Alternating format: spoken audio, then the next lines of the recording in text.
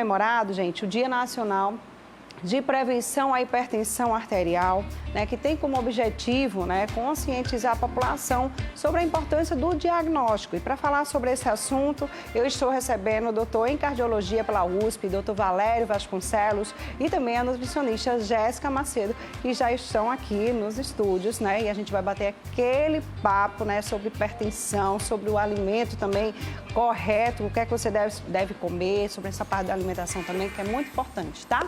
Bom dia, sejam bem-vindos. Manhã da gente, doutor Valério, sempre muito elegante. Doutora Jéssica, tudo bom? Tudo bem. E olha, gente, deixa deixar aqui o telefone do nosso Zap, tá? Quem quiser tirar dúvidas, manda mensagem, é só você colocar aí, ó, um áudio ou manda mensagem escrita mesmo pelo Zap no 981457570. Se você tem hipertensão, se você é hipertenso, se você conhece alguém, se você quer ajudar alguma pessoa, né, pode deixar aí sua dúvida, tá, gente? Pode perguntar o que vocês quiserem aqui para doutor Valério ou também para a Jéssica, que é nutricionista. 981457570. Agora só manda se você tiver dúvida, tá bom? Sobre o assunto de hoje, que é hipertensão, tá, gente? Mas aí eu vou começar falando com o doutor Valério para ele explicar primeiramente o que é essa hipertensão, é pressão alta, essas coisas, né, que o pessoal fala. A hipertensão é só para quem tem pressão alta ou para quem tem pressão baixa também o hipertenso? Então, Marília, hoje é o Dia Nacional de Combate à Hipertensão Arterial. Por que esse dia é importante? Esse dia é importante porque é o maior fator de risco que causa as doenças cardiovasculares. Como a gente sabe, as doenças cardiovasculares são a maior causa de morte no mundo moderno e no Brasil. Nós temos em torno de 300 mil mortes por ano devido às doenças cardiovasculares. Como a hipertensão arterial ou pressão elevada, conhecida como assassina silenciosa, ela é o fator de risco que leva às doenças cardiovasculares. Então é importante que as pessoas controlem e que a gente combata esse mal, porque justamente a gente vai evitar esse grande número de óbitos que tem no nosso país. A hipertensão ela é definida quando você tem duas ou mais medidas com pressão acima de 14/9. Na verdade, a máxima que chama 14 e a mínima 9. Né? A máxima é quando o coração se contrai. Quando ele se contrai, existe aquele número. 12, por exemplo, 12 por 8 é o quê? A 12 é igual à contração do coração. E 8 é quando o coração se relaxa entre uma batida e outra. Então, forma o 8. É importante que a pressão seja de 12 por 8 para baixo. Certo. Quando a pessoa tem pressão muito baixa, isso significa o quê, doutor? Muito baixa. Tem gente que tem pressão tão baixa que chega a desmaiar várias vezes. Exatamente. Existe um tipo chamado síncope, né? Que a pessoa desmaia por pressão baixa. Muitas vezes, desidratação pode ser uma das causas. O desmaio pode se dever a uma arritmia cardíaca. Né? Existem umas síncopes chamadas neurocardiogênicas, ou seja, desmaio em decorrência da pessoa que fica na postura de pé, em fila de banco, por exemplo, parada muito tempo. Então, como o sangue fica preso na panturrilha, a pessoa não contrai a panturrilha porque está parado, então há uma tendência da pressão ficar mais baixa em algumas pessoas. E isso, muitas vezes, a pessoa tem até tontura, que é um sinal de que ela pode desmaiar. E, às vezes, até ela já com esse sintoma, ela se senta para evitar que desmaie. Né? Então, é hipotensão. A gente já tem uma pergunta aqui do nosso telespectador. Vamos colocar na tela ou é áudio? É áudio, então solta aí pra gente escutar. Marília, é Luiz Leal, Pedra de Fogo. Quinta-feira, minha pressão estava alta e fui no hospital aqui em Pedra de Fogo, me encaminharam para o Metropolitano. Lá disseram que eu estava deu uma paralisia facial. Eu estou até com minha boca um pouco torta. Isso foi por causa da pressão ou estresse? Pergunte aí ao doutor, por favor. Ok, Luiz, beijo grande pra você. Obrigada por ter entrado. Se cuide, viu, meu amigo? Pelo amor de Deus. Isso foi por conta da pressão alta? Existe uma paralisia facial conhecida como paralisia de Bell, que não tem nada a ver, no caso, com a pressão. Pode ter tido uma coincidência. Certo. Agora, existe um tipo de fraqueza de um lado do corpo que, no caso, é como se fosse um derrame, que o pessoal diz, teve um começo de derrame, então um acidente isquêmico transitório, ou seja, um derrame transitório, muitas vezes você fica com um lado paralisado, né? Pode ser só o braço, pode ser a perna, pode ser o braço e a perna, metade do corpo, então isso deve-se à pressão alta. Agora, a paralisia facial, paralisia de Bell, essa daí não tem a ver com a pressão. Pode ter sido uma coincidência. A pessoa detectou que a pressão estava alta, muitas vezes, e pode ser isso, durante a avaliação. Essa paralisia, muitas vezes, alguma causa viral, às vezes o excesso de estresse, deficiência da imunidade, né, deficiência de algum tipo de nutriente, muitas vezes, quer dizer, existe uma somatória de fatores. Então, vá ao médico, viu, meu amigo Luiz? Pelo amor de Deus, vá se tratar e se cuidar. Me diga uma coisa, é possível tratar a hipertensão sem a medicação ou tem que realmente tomar medicação? Todos os dias? Sempre o tratamento começa junto, em alguns casos, com o medicamento, com tratamento não medicamentoso. Né? Então, a alimentação, né? A alimentação é importante, além da atividade física com regularidade. Então, sempre, todos os pacientes, a gente pede que faça atividade física após, claro, uma avaliação e também a gente caminha sempre para um nutricionista, né? Para que seja feito um plano alimentar, né? E com isso a gente possa, junto com o medicamento, tratar. Há casos que a gente apenas com as mudanças do estilo de vida a gente consegue, combatendo a obesidade, o sobrepeso, gerenciando melhor o estresse. A gente pede para a pessoa lidar melhor com o estresse. Né? Outra coisa, dormir bem, o sono inadequado é um dos fatores que contribui para a elevação da pressão arterial, controle do colesterol também, controle do diabetes, né? A taxa de glicose elevada também a gente pede. Medir a pressão arterial, não é... tem gente que mede a pressão quando sente uma dor de cabeça dizendo, não, eu tive dor de cabeça porque a pressão está alta. Não, na verdade a pressão já estava alta antes da pessoa sentir dor de cabeça. Em mais de 90% dos casos não existe sintoma, ela é conhecida como assassina silenciosa. Tem pessoas que dormem mal, à noite dormi muito mal, tive muito pesadelo, a pressão estava alta. Então, existe uma relação do sono ruim com a pressão elevada. Muitas vezes a pessoa tem um excesso de peso e tem um ronco, né? O ronco durante a noite, durante o dia, ele passa o dia sonolento, parece que não dormiu bem, acordou todo quebrado. Então, eles podem ter uma coisa chamada apneia do sono, que é uma das causas da pressão elevada, inclusive da pressão resistente ao medicamento, né? Resistência medicamentosa. Então, é aquela pessoa que diz, olha, estou tomando vários tipos de remédio e não consigo controlar a minha pressão. Vai atrás, tem uma apneia do sono. Além de outras condições que podem levar a um nível elevado de pressão arterial. Então, o sintoma, muitas vezes, já está associado a uma condição que a pressão levou àquele problema. Então, a doença cardíaca gerada por a pressão elevada junto com outros fatores pode dar o sintoma. Então, não é que minha pressão está alta, na grande maioria das vezes você não tem sintoma. Às vezes nem sente esse negócio de dor de cabeça, exatamente, nem nada. Você está com como você falou agora, doutor Valério, essa questão de... Tem gente que fala assim, eu estou enfadada, eu estou o dia assim, sem vontade de fazer nada, só queria dormir, só queria, descansar. É como se a pessoa não tivesse dormido à noite. Exatamente. Ou ele é quebrado, né? Quer dizer, o sono não é a quantidade de sono, a qualidade do sono. Quer dizer, a gente tem que ter uma quantidade mínima de horas necessárias, né? Cada pessoa tem um nível de horas, mas tem que ter um sono de qualidade, um sono que seja reparador. O coração da gente também descansa, aquela história que o coração não descansa. Não, durante o sono, ele tem uma frequência cardíaca mais baixa e uma pressão mais baixa, justamente para que ele possa trabalhar bem e trabalhar por muitos anos. E a doença cardíaca, a pressão alta é o maior fator de risco para a doença cardiovascular. Você pode ter pressão alta e não ter problema no coração. Você pode ter pressão alta e ter problema no coração. E você pode ter problema no coração e a pressão ser normal. Então, a pressão alta vai levar a um problema cardíaco se você não tratar ao longo do tempo. Quer dizer, é aquela pessoa que diz, não sinto nada, não vou tomar remédio. Existe muito um preconceito masculino achando que o remédio vai levar à impotência. Então, às vezes, as pessoas dizem, não vou tomar porque esse remédio dá impotência. Não é bem isso. A pressão elevada vai levar à impotência. Com certeza. Então, você tem que tratar a pressão elevada. Muito bem. Daqui a pouquinho a gente conversa novamente, vamos falar um pouquinho sobre a alimentação, já que o doutor Valério tocou no assunto da alimentação, que eu acho que é super importante, né? Jéssica trouxe alguns alimentos que podem, né, combater, ajudar aí na hipertensão. Quais seriam, Jéssica?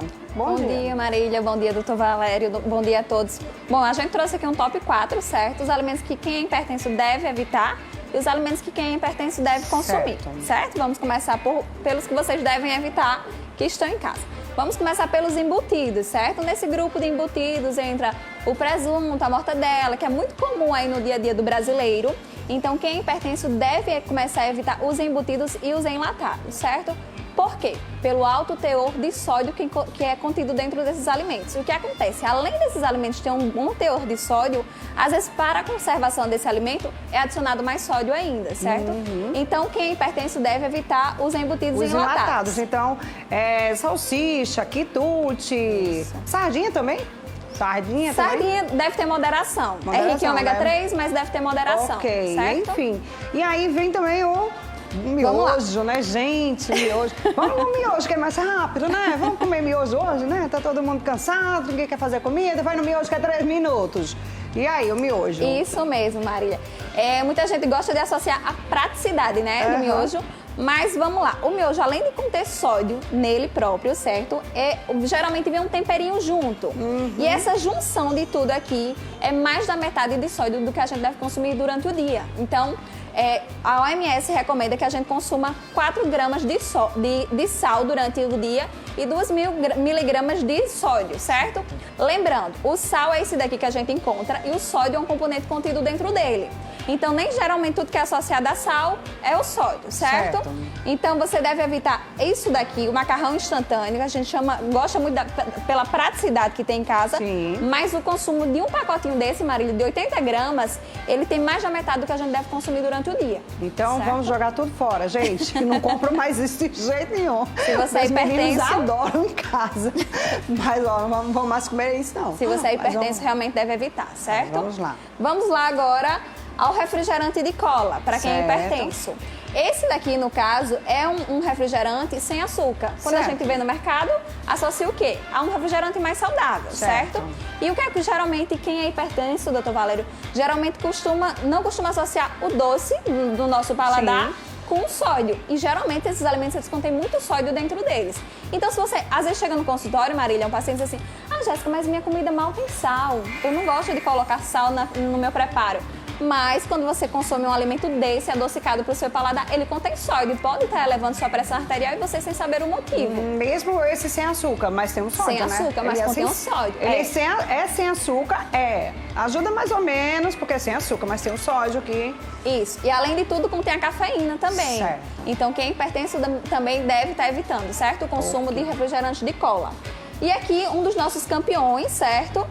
O molho shoyu, que geralmente o pessoal gosta de colocar junto com a preparação aí, e às vezes também nem identifica onde está esse molho shoyu. Geralmente o yakisoba que a gente consome, por ter alguns legumes, tira esse paladar tão salgado, então você não associa. Mas, Marília, uma colher de sopa daqui do molho shoyu, ele contém mais ou menos 900 miligramas de sódio. Nossa! Então, realmente, é uma bomba de sódio com uma colherzinha só. Gente, eu já fiz um frango assim, cheio de shoyu. Ai, eu achava que era o máximo, né? Olha só que delícia, né? Fica uma delícia, né, gente? Mas, né, agora a doutora falou, já quero mais não. Isso e mesmo. Muita gente come no sushi, né? Isso, e nem percebe, né? Vai colocando, vai adicionando lá com o molho shoyu e vai consumindo e nem percebe. E às vezes não associa, porque o nosso consciente tá o quê? Acostumado a associar a hipertensão com isso daqui, o sal que a gente tem na mesa. Evitar colocar sal em cima da comida. Mas o sódio está presente em todos esses alimentos, até os mais adocicados também. Quem tem pressão alta pode tomar leite? Ou não? Doutor Valério? Pode tomar leite? Não tem esse problema? Não tem problema. Tá, vamos lá, vamos para as comidas que podem comer agora, né, gente? Isso tem mesmo. muitas, mas ela trouxe algumas, né? Isso, a gente fez um top 4 aqui para ser um pouco mais rápido, certo? Vou aproveitar a sua pergunta e já vou engajar aqui no iogurte natural, certo? Por que é importante vocês estarem consumindo esses derivados de leite? Porque eles são ricos em potássio. Certo. E o potássio ajuda a excretar pela urina essa quantidade de retenção hídrica, tentando regular assim a pressão arterial, certo? Okay. Então, alimentos que são ricos em potássio. Agora, qual é o conselho que geralmente a gente dá, Marília? Que seja desnatado, certo? Por conta das gorduras saturadas que geralmente tem nos alimentos integrais. Então, iogurte é uma boa dica aí para um café da manhã, você que está em casa, quem pertence, uma boa dica é o iogurte, certo? Certo. Vamos lá, banana, que a gente tem aí um custo-benefício excelente, encontra em qualquer canto, né? Outra fruta riquíssima em potássio que você pode estar consumindo aí durante sua manhã, que vai ajudar também a diminuir essa questão da pressão arterial. E o doutor Valério tocou num ponto muito importante, doutor Valério, que geralmente o que é que as pessoas costumam fazer, né? Costumam evitar isso daqui quando estão no pico da pressão arterial. Certo. Isso daqui, para quem é hipertenso, deve ser evitado de uma vez por todas, certo? Porque a gente tem que ter esse controle da pressão arterial e não passar a consumir os alimentos que são bacanas só quando você está no pico da pressão arterial. Vamos falar um pouquinho agora aqui da beterraba, que para quem é hipertenso é uma ótima opção. Por quê? Certo. Ela tem uma substância chamada nitrato. O que ocasiona esse nitrato? Ele ajuda a dilatar um pouquinho as artérias, as veias, facilitando assim a pressão sanguínea, certo? Toda a circulação da pressão sanguínea. Então, se você está em casa, consuma beterraba, faça um suco de beterraba junto com frutas cítricas, certo? Gente. Com laranja, com cenoura. Isso Ai, meu Deus, mesmo, é muito bom. Perfeito, Marília, perfeita colocação. Vamos lá. E você pode consumir durante a manhã para estar controlando sua pressão arterial, tá? Certo. Em último local, a gente trouxe aqui a melancia. Por que a melancia? Riquíssima em água, em fibras, em potássio, diurética. Então, vai te ajudar também a estar reduzindo essa pressão arterial em casa. Lembrando que isso daqui devem ser alimentos constantes na sua alimentação e não só quando você realmente estiver no pico da pressão arterial. Realmente é aquela mudança de hábito de vida que a gente pede. Muito bom, viu? Bom demais. A gente tá cheio de perguntas aqui do nosso telespectador. Vamos colocar no telão a próxima pergunta. Vai, solta aí, Jana. Bom dia, eu sou acima do peso, mas minha pressão sempre foi muito boa. Depois pode prejudicar? Tem alguma indicação para mim? Bom, isso pode prejudicar, doutor? Exatamente. Ela está acima do peso, né? O excesso de peso é uma coisa que a gente está combatendo, né? Que a gente pede sempre, porque não só pode levar a problema de hipertensão arterial, como também outros problemas, né? Quer dizer, o excesso de peso faz com que haja uma resistência da insulina da gente, que a insulina ela funciona colocando a glicose na célula. Certo. Então, quando você começa com excesso de peso, é o início de tudo. Então, começa a ter o que a gente chama de síndrome metabólica, e essa síndrome metabólica, no futuro, ela vai compor com a hipertensão.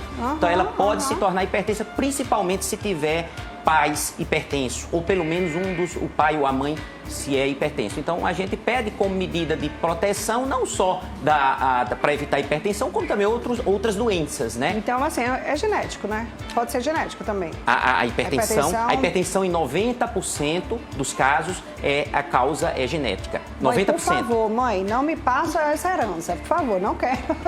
A minha mãe é hipertensa, eu já fico meio preocupada já. Mas olha, gente, vamos lá. Tem mais uma mensagem aqui, uma pergunta do Ivanildo de São Miguel. Ele gostaria de saber se a diabetes ela prejudica mais quem é hipertenso. E aí, doutor? O diabetes, exatamente. O diabetes, junto com a hipertensão, é um outro fator de risco que potencializa, aumenta, no caso, a chance de se ter uma doença cardiovascular. Lembrando que o que é doença cardiovascular? Qualquer doença que afete o coração ou os vasos. Certo. Então, a hipertensão, como também o diabetes, como também o cigarro, como também o colesterol elevado e os fatores de risco, o estresse, sedentarismo, todos esses são fatores de risco. Diabetes é um fator de risco, como a hipertensão é um outro fator de risco. Quanto mais fatores de risco, maior a chance de uma doença no coração. Ou seja, quanto mais chance você tem, no caso, um diabetes, pressão alta e fuma e está sedentário, e junto com o estresse do dia a dia, você tem uma grande chance de ter uma doença cardiovascular. Qual? Infarto ou derrame cerebral, que é o que mais acontece. Então é aquela pessoa que é hipertensa, se torna diabética, aí está com peso em excesso, aí está estressado, não toma um medicamento, então a chance que ele tem de ter uma doença cardíaca, ou seja, um infarto ou um derrame cerebral, é bem maior do que só quem tem apenas um fator de risco. Por isso que a gente diz, quanto menos fatores de risco, maior a chance de você ter uma vida saudável, ter longevidade, com qualidade de vida, né? Com certeza. Eu me chamo Edinalvo e depois da gravidez fiquei usando atenolol 25. É alodipinode, é isso? 5. O ano passado a média clínico geral tirou isso, né? Esse alodipino, né? Para eu usar o só atenolol. O atenolol. Eu posso fazer isso sem orientação do cardiologista? Ela pode fazer essa troca? A dúvida é porque muitas vezes a pessoa está tomando um medicamento, pode existir uma associação, em algum momento aquele remédio pode ser retirado ou não. Certo. A gente sempre diz, tem que ter uma orientação médica, né? Então, claro, com se certeza, foi feita né? a orientação médica, assim, está né? correto, está perfeito, né? Agora, assim, quem pode ter a hipertensão? Só pessoas que têm caso genético da família, pessoas que já têm, tipo, alguma pessoa... Tem crianças hipertensas. Crianças também? Crianças hipertensas, quer dizer, o idoso... A partir de quantos anos, então, doutor? Não tem. Às vezes a criança, logo que nasce, existe uma condição onde ela tem é uma causa secundária. Então, existe um estreitamento da aorta. A aorta é o maior vaso que sai do coração, chamada coarctação da aorta.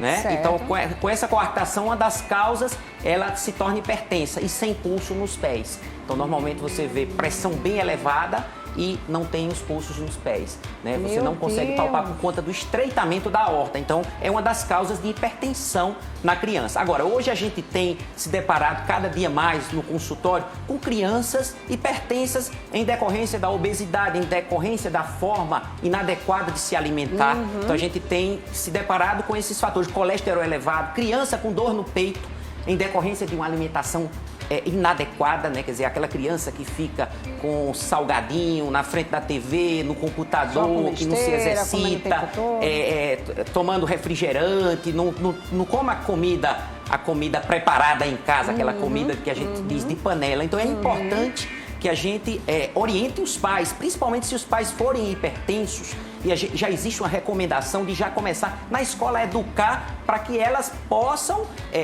ter um estilo de vida adequado, um estilo de vida saudável, onde ela possa se alimentar de forma saudável e também se exercitar. O exercício é fundamental também para o controle da hipertensão. Quer dizer, não é só o remédio, não é só o comprimido. Tomar o comprimido resolveu o problema. Não, tem que ter alimentação, tem que ter outros fatores, como, por exemplo, o exercício com regularidade.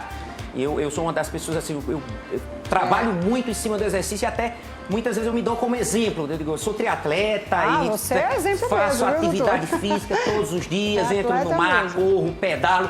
Então tem que fazer isso mesmo para poder a gente ser exemplo. Eu digo que a gente muitas vezes, o médico é o espelho para o seu paciente, para o seu espelho, para o seu aluno, como os pais são espelhos para os filhos. Então eu gosto muito de, olha, vamos fazer isso. Então muitas vezes eu consigo convencer a pessoa sobre a importância do exercício e da regularidade do exercício. Eu não gosto de academia, então vai fazer um tênis, vai fazer uma natação ou outra coisa. É interessante, gente, que vocês façam qualquer tipo de atividade física, né? Claro, desde que você goste dessa atividade, né? Mas olha, tem mais uma pergunta aqui da Lília, que é: bom dia, depois do Covid fiquei com pressão alta, o que posso fazer? Nossa, essa Covid eu tenho, tá sendo muito frequente, Marília. Eu tenho no consultório visto muita gente que passou a ter pressão elevada depois da Covid, né? Então, a Covid é uma doença inflamatória, é uma doença nova, né? É uma doença que a gente está cada dia aprendendo, né? Mas é uma doença que causa uma inflamação sistêmica e muitas vezes essa inflamação ela pode atingir o coração, atinge também os vasos. Então, às vezes a pessoa já tinha uma predisposição e pode ter fatores de risco, por isso eu sempre tenho dito, você tem que combater os fatores de risco. É mais fácil você ter uma boa defesa para uma doença que surja como a Covid, você tendo o teu organismo próximo ou pelo menos bem equilibrado. Então eu sempre digo, olha, combater o colesterol, tratar bem essa pressão. Então, Covid tem levado muita gente ao consultório com problemas, inclusive, de dor no peito, dor pós. Ele fica curado da Covid e alguns meses depois ela se depara com dor no peito ou com a pressão elevada. Então, o que é que a gente faz? Trata essa pressão, tem que tratar e combater os fatores de risco. Tentar investigar se não tem nada por trás daquilo. A Covid é como se ela tivesse sido a gota d'água, né? Como se ela tivesse sido a gota d'água. Claro que ela leva a um mecanismo também de muita inflamação sistêmica e também de coagulação. Aumenta muito a coagulabilidade do sangue. O sangue fica, como a gente diz, o sangue grosso. Então tem essas condições e tem que combater, no caso, os fatores de risco e tratar a pressão, né? Com todas as medidas que a gente já sabe. Com certeza. E o doutor Valério, que mais uma vez está aí já lançando o próximo livro, né? Exatamente. 2 Inclusive, livros já. Esse livro... Acho que já é o terceiro. Não, já são vários. Tem outros livros, eu acredito que já estão em torno de 10, 11 livros. Os outros livros técnicos, livro de eletrocardiograma, ecocardiograma, risco cirúrgico, que eu escrevi, e também livro de cardiologia para graduação médica e também para o último ano de medicina. O aluno, quando está tornando médico, que chamou o internato, né? Então a gente eu escrevi esse livro para eles, livros técnicos, junto também a alguns livros que eu escrevi em São Paulo com o pessoal lá do Instituto do Coração. Mas agora o que é que a gente está fazendo? Entrando um pouco na literatura. Então eu escrevi, mas ainda não lancei fisicamente por conta da pandemia. Foi um livro sobre Amores e Amar, que é um livro de poesias herméticas que eu trouxe para você aqui. Obrigada, e o outro livro que essa semana, no Dia Mundial do Livro, a gente falou, é esse livro que é um romance, Paredes Brancas, né? Que é uma história, é um romance que surge no hospital de campanha que se monta na cidade de São Paulo no ano 2005, quando surge um vírus. Deixa eu mostrar para o pessoal que está em casa. E aí, quem quiser adquirir seus livros, pega onde? Livraria do Luiz. Olha aí, gente, maravilhoso, né? Super indico e recomendo. Vocês que estão estudando medicina aí, quer ser um futuro cardiologista, né? Pegue todos os livros do Dr. Valério, que ele é fantástico, viu, gente? Obrigada, Dr. Valério, pelo presente, pelos livros. Jéssica também, muito obrigada por sua participação, né? Obrigada, foi ótimo aqui. Se a gente pudesse ficar mais tempo, era ótimo, né? Mas, infelizmente, o nosso tempo aqui é bem curtinho. A gente poderia ter uns 2 horas de programa, né? Para poder render mais. Mas, enfim, viu, Dr. Valério? Está convidado a voltar novamente junto com a Jéssica, tá bom? Obrigada mesmo, doutor. Olha só, gente, as inscrições aí para